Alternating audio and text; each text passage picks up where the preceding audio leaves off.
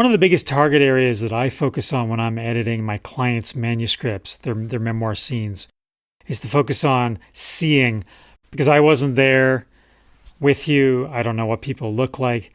Sometimes you don't need to describe some random person on the street or the janitor at the school or whatever you're writing about. But I think if it's an important person in the story, we need some details of what they look like. And particularly if looks matter, if that's a theme in the scene. And I have an example here that illuminates this point. And this is one of my clients writing. She talks about a few of us friends get together and arrive at his place for dinner. We all wonder how Stephanie's new boyfriend looks like. Stephanie answers the door. We tease her on how she treats us after she goes out with her new boyfriend.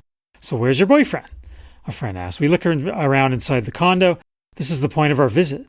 We came to see who is capable of making Stephanie stay away from the clubs. Oh, he's busy in the kitchen. So they rush to the kitchen. And as a reader, there's some, we're right there in the story. We're following her around. And there's a guy in front of the stove with his hands full. And he puts down the pot.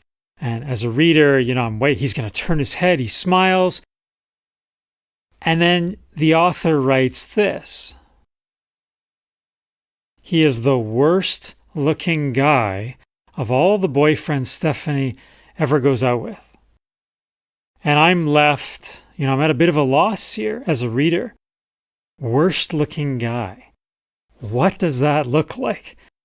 She says he's a lot shorter than Stephanie too. That's another detail. But this lets down the build-up, because we're getting this build-up. They want to see. There's a great tension there earlier in the story about his looks. And then the author falls back on or gets a little lazy and says, worst looking guy.